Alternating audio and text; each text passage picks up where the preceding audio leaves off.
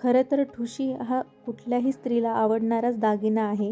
ठुशी कुठल्याही साडीवर किंवा पैठणीवर खूप जास्त छान दिसते. ही एक नाजूक आणि हलकी-फुलकी अशी गोष्ट आहे जी आपण कुठल्या पण समारंभात घालू शकतो. म्हणूनच या व्हिडिओमध्ये मी तुम्हाला ठुशीचे प्रकार आणि डिझाईन दाखवत आहे. चला तर बघूया.